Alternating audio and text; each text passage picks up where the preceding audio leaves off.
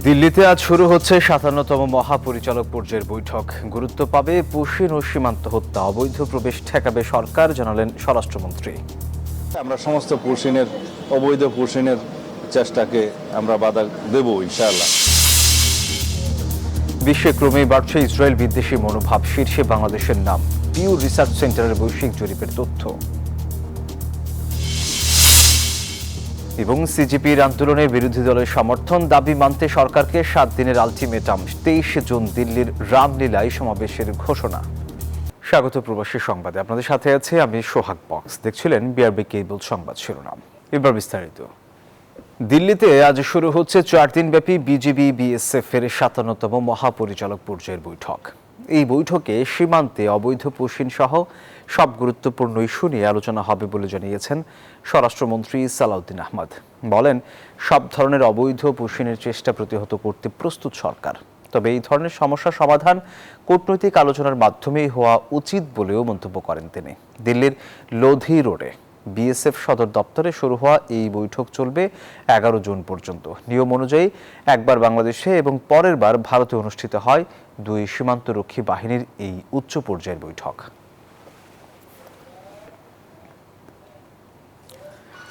কোনো ধরনের অবৈধ পুশিন হতে দেবে না সরকার, এমনটাই জানিয়েছেন স্বরাষ্ট্রমন্ত্রী সালাউদ্দিন আহমদ। বলেন, বর্ডারে সব ধরনের পুশিনের ঘটনায় সতর্ক রয়েছে বিজিবি। বিষয়টি নিয়ে কূটনৈতিক চ্যানেলে যোগাযোগ হচ্ছে বলেও জানান তিনি। দুপুরে সচিবালয়ে এসব কথা জানান মন্ত্রী। ডিপ্লোম্যাটিক চ্যানেলে এগুলো আলাপ আলোচনা করে সমাধানের চেষ্টা করছি এবং আমাদের বর্ডার গার্ড তারা সতর্ক আছে। আমরা সমস্ত পুশিনের অবৈধ পুশিনের চেষ্টাকে আমরা বাধা দেব ইনশাআল্লাহ। এ পর্যন্ত তাই হয়েছে। তবে এই বিষয়গুলো ডিপ্লোম্যাটিক চ্যানেলে আলোচনার মাধ্যমে সমাধান করা প্রাথমিকভাবে আমাদের প্রয়োজন। দেশের বিভিন্ন সীমান্তে বিএসএফ এর পুশিনের চেষ্টা অব্যাহত রয়েছে। এক সীমান্তে ব্যর্থ হয়ে অন্য সীমান্তে নতুন করে চেষ্টা চালানো হচ্ছে বলে অভিযোগ উঠেছে। তবে বিজিবির কড়া নজরদারি এবং স্থানীয়দের সতর্কতার কারণে ব্যর্থ হচ্ছে এসব পুশিন চেষ্টা। প্রতিনিধিদের তথ্য চিত্র, ডেস্ক রিপোর্ট। বিএসএফ এর পুশিনের চেষ্টা ঘিরে দেশের বিভিন্ন জেলার সীমান্তে উত্তেজনা বাড়ছেই। রোববার ভোররাতে লালমনিরহাটের পাটগ্রাম সীমান্তে বেশ কয়েকজনকে পুশিনের চেষ্টা করে বিএসএফ। এ সময় পানবাড়ি বিওপির ৮১০ নং মেইন পিলারের কাছে গোলাডাঙ্গা গেট খোলার শব্দ শুনে ঘটনাস্থলে যায় বিজিবি সদস্যরা। বাংলাদেশ বর্ডার গার্ডের উপস্থিতি টের পেয়ে পুশিনের জন্য অপেক্ষমান ব্যক্তিদের নিয়ে ভারতের অভ্যন্তরে চলে যায় বিএসএফ। পাটগ্রামের শ্রীরামপুরে এক ব্যক্তিকে পুশিনের চেষ্টা করলে উত্তেজনা ছড়িয়ে পড়ে। পুশিন ঠেকাতে কঠোর অবস্থানে রয়েছে বিজিবি ও স্থানীয়রা। গেল দুদিন ধরে পঞ্চগড়ের বড়বাড়ি সীমান্তের শূন্যরেখায় অবস্থান করছে ১০ জন। তবে অবৈধ অনুপ্রবেশ রোধে তৎপর বিজিবি ও এলাকাবাসী। কি কারণে ওরা বের করে দিছে বা কি কারণে ওরা এদিকে আসছে সেটা তো আমরা বলতে পারবো না। এরা যদি বাংলাদেশের নাগরিক হয় বা বাংলাদেশে তাদেরকে এইরকম আগে গেছে বা এরকম ওদের ওই দেশে কোনো নাগরিকত্ব নাই, তাহলে ঠিক হইতো। এদিকে ঠাকুরগাঁয়ের হরিপুরের মশলাগাঁও সীমান্তে পুশিনের শিকার ১১ জনের ভাগ্য এখনো অনিশ্চয়তায়। প্রায় ৩৬ ঘন্টা পেরিয়ে গেলেও ২ দফা পতাকা বৈঠকের পরও কোনো সমাধান মেলেনি। পুশিন ঠেকাতে সিলেট সীমান্তেও নিরাপত্তা ও নজরদারি বাড়িয়েছে বিজিবি। জনসচেতনতা বাড়াতে সীমান্ত এলাকায় নিয়মিত মাইকিংও করা হচ্ছে। অবৈধ অনুপ্রবেশ রোধে নেত্রকোনা ও চাঁপাইনবাবগঞ্জ সীমান্ত এলাকায় লোকবল ও টহল বৃদ্ধি করেছে বিজিবি। Desk report, news 24। বিশ্বজুড়ে ক্রমেই বাড়ছে ইসরায়েল বিরোধী মনোভাব। মুসলিম সংখ্যাগরিষ্ঠ দেশগুলিতে এই হার সবচেয়ে বেশি, আর এই তালিকায় শীর্ষে আছে বাংলাদেশের নাম। তবে ইসরায়েল বিরোধী মনোভাব সবচেয়ে কম ভারতে। পিও রিসার্চ সেন্টারের সাম্প্রতিক এক বৈশ্বিক জরিপে উঠে এসেছে এমন চিত্র। জরিপে বলা হয়, গাজা এবং লেবাননে দীর্ঘস্থায়ী সামরিক অভিযান, ব্যাপক প্রাণহানি আর মানবিক বিপর্যয়ই এই মনোভাব বৃদ্ধির প্রধান কারণ। গাজার যুদ্ধ, লেবাননের সামরিক অভিযান এবং ইরানের সঙ্গে সাম্প্রতিক সংঘাত সব মিলিয়ে আন্তর্জাতিক অঙ্গনে চাপে ইসরায়েল। বিশ্বে চরমভাবে ক্ষুণ্ণ হয়েছে ইসরায়েলের ভাবমূর্তি। বাড়ছে নেতানিয়াহু সরকারের প্রতিও চরম নেতিবাচক মনোভাবও। পিউ রিসার্চ সেন্টারে সাম্প্রতিক এক জরিপে দেখা গেছে বিশ্বের 36টি দেশের গড়ে প্রায় 67% মানুষ ইসরায়েল সম্পর্কে নেতিবাচক মনোভাব পোষণ করে। মুসলিম সংখ্যাগরিষ্ঠ দেশগুলোর মধ্যে সবচেয়ে বেশি বিরূপ মনোভাব দেখা গেছে। এই তালিকায় শীর্ষে আছে বাংলাদেশ। বাংলাদেশে 79% মানুষ ইসরায়েলের প্রতি নেতিবাচক মনোভাব প্রকাশ করেছেন। ইসরায়েলের বিদ্বেষী মনোভাব ইন্দোনেশিয়া, মালয়েশিয়া, পাকিস্তান ও তুরস্কের। ইউরোপের অনেক দেশেও বাড়ছে অসন্তোষ। জরিপ বলছে বয়স্কদের তুলনায় তরুণদের মধ্যে এবং ডানপন্থীদের তুলনায় উদারপন্থীদের মধ্যে ইসরায়েল বিরোধী মনোভাব বেশি। এমনকি নেতানিয়াহু নেতৃত্বের প্রতিও আস্থা কমেছে উল্লেখযোগ্যভাবে। আন্তর্জাতিক জনমত ও কূটনৈতিক পরিসরে ইসরায়েলের অবস্থান আগের তুলনায় আরও চ্যালেঞ্জের মুখে পড়ছে। তবে ভিন্ন চিত্র ভারতে। জরিপে অংশ নেওয়া দেশগুলোর মধ্যে ভারতে ইসরায়েল বিরোধী মনোভাব সবচেয়ে কম। দেশটিতে নেতানিয়াহুর প্রতি অনাস্থার হার 27%। Desk report, news 24। ককরোচ জনতা পার্টি ডাকে তরুণদের বিক্ষোভে উত্তাল ভারতের রাজনীতি। আন্দোলনকারীদের পাশে দাঁড়িয়েছেন মানবাধিকার কর্মীরাও। সমর্থন জানিয়েছে তৃণমূল কংগ্রেস সহ একাধিক রাজনৈতিক দলও। 23 জুন দিল্লির রামলীলা ময়দানে পরবর্তী সমাবেশের ঘোষণা দেওয়া হয়েছে। ফলে দেশটির শিক্ষা ব্যবস্থায় সংস্কারের দাবিতে শুরু হওয়া এই আন্দোলন দিল্লির ক্ষমতার মসনদকে টলিয়ে দেবে নাকি লাখো কণ্ঠের এই প্রতিবাদ মুখ থুবড়ে পড়বে, তা নিয়ে চলছে জোর আলোচনা। 7 দিনের মধ্যে কেন্দ্রীয় শিক্ষামন্ত্রীকে অপসারণ না করলে বিক্ষোভ সারা ভারতে ছড়িয়ে পড়বে, এমন হুঁশিয়ারি দিয়েই শেষ হয় দেশের তরুণদের প্ল্যাটফর্ম ককরোচ জনতা পার্টি সিজেপির বিক্ষোভ। শুধু শিক্ষা ব্যবস্থা নয়, এবার রাজনৈতিক সংস্কারও প্রয়োজন বলে মনে করছে সিজেপি। ভারতের এই তরুণদের পাশে দাঁড়িয়েছেন মানবাধিকার কর্মী সোনাম ওয়াংচুক। সমর্থন দিয়েছে তৃণমূল কংগ্রেস, সমাজবাদী পার্টি, আম আদমি পার্টি ও সিপিআই। আর মুখে কুলুপ এঁটেছে দেশটির প্রধানমন্ত্রী নরেন্দ্র মোদীর সরকার। সরকারের মৌনতায় গণবিক্ষোভের আশঙ্কা করছেন আন্তর্জাতিক বিশ্লেষকরা। দক্ষিণ এশিয়ায় ভারতের প্রতিবেশী বাংলাদেশ ও শ্রীলঙ্কায় তরুণদের নেতৃত্বে আন্দোলন রাজনৈতিক বাস্তবতাকেই বদলে দিয়েছে, যার সূচনা হয়েছিল অনলাইন প্ল্যাটফর্মেই।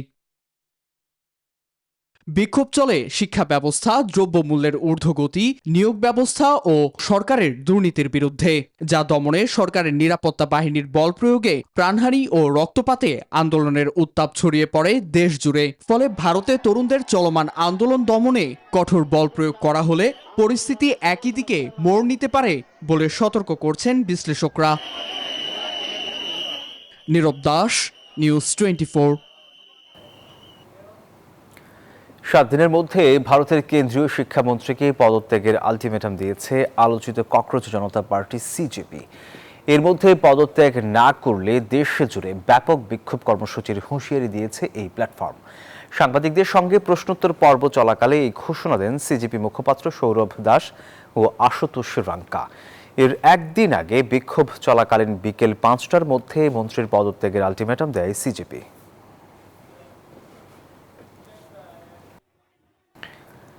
আজ দিল্লিতে অনুষ্ঠিত হবে বিরোধী ইন্ডিয়া জোটের বৈঠক।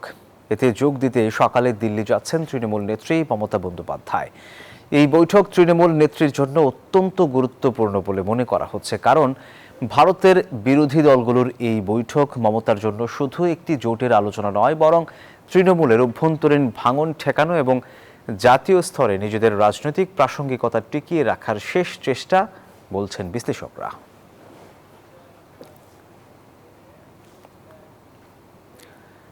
বাংলাদেশি বংশোদ্ভূত উদ্যোক্তা রবিন খোদা বিপুল বিনিয়োগ করছেন ভারতে।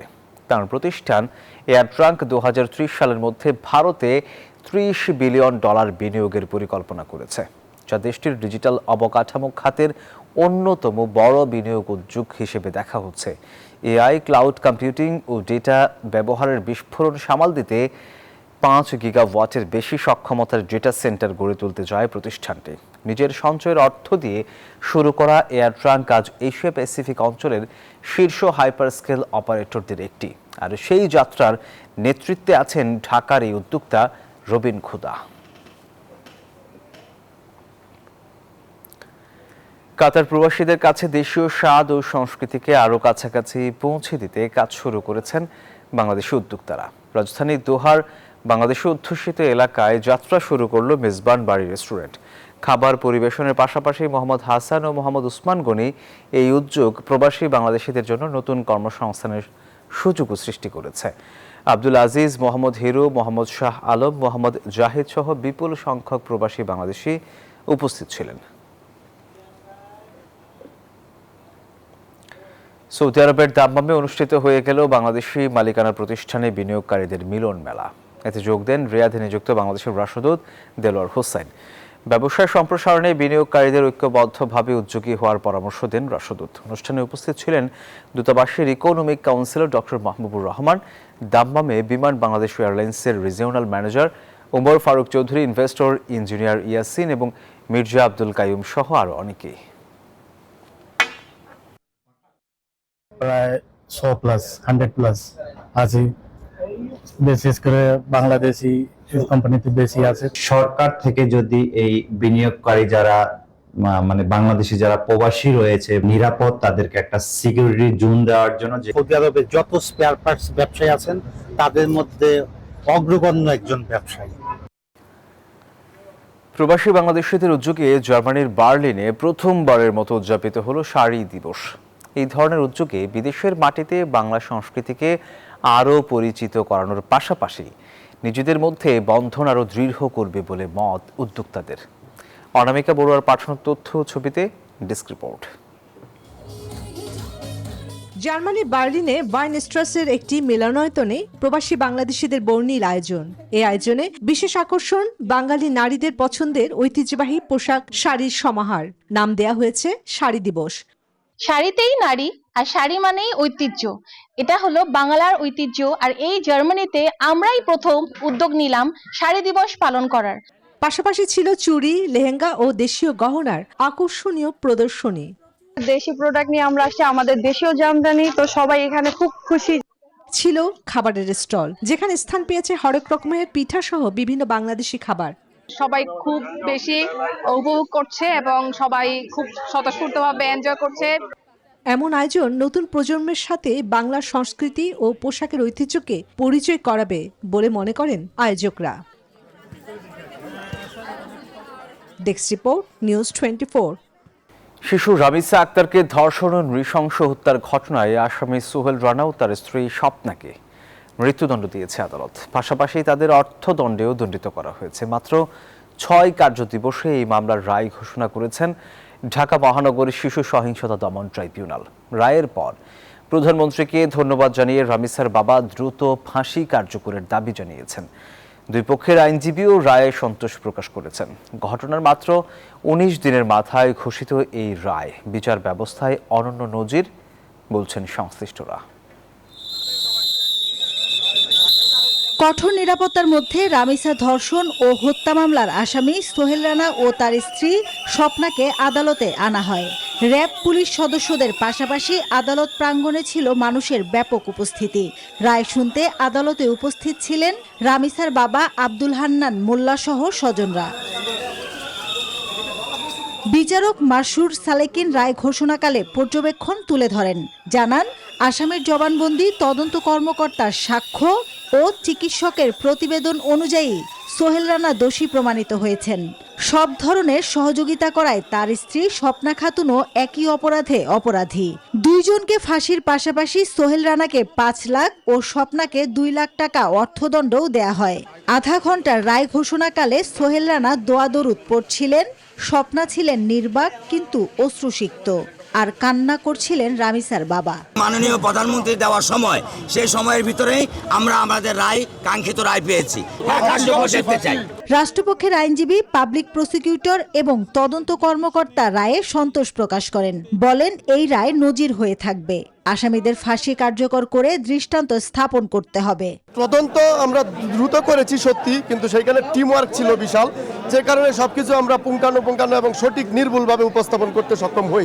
নারী ও শিশু নির্যাতন দমন আইন 2009-এর 2 ধারা এবং 30 ধারায়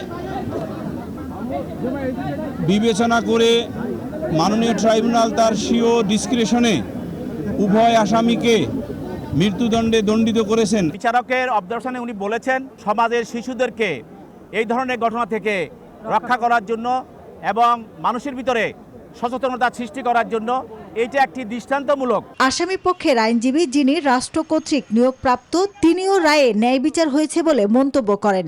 যেহেতু সে সাক্ষ্য দেয় নাই, তার মানে সে অপরাধী, যে অপরাধী প্রকৃত তার সাজা পেয়েছে, ন্যায় বিচার নিশ্চিত হয়েছে আমি মনে করি। রায়ের বিরুদ্ধে আপিল করা হবে কিনা তা রাষ্ট্রীয় সিদ্ধান্তের বিষয় বলেও জানান তিনি।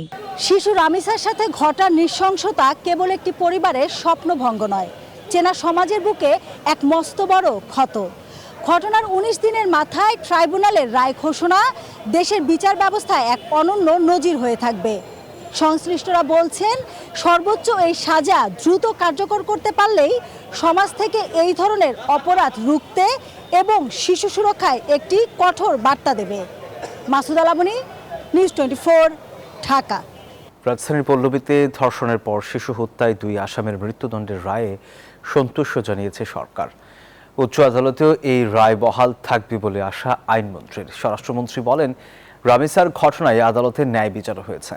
রায়ের প্রতিক্রিয়ায় সচিবালয়ে এসব জানান 2 মন্ত্রী। এদিকে শিশু রামিসা হত্যা মামলার ডেথ রেফারেন্স ও রায়ের নথি উচ্চ আদালতে পৌঁছালে দ্রুত শুনানি ও আপিল নিষ্পত্তির উদ্যোগ নেওয়ার কথা জানিয়েছেন attorney general barrister Ruhul Quddus কাজল।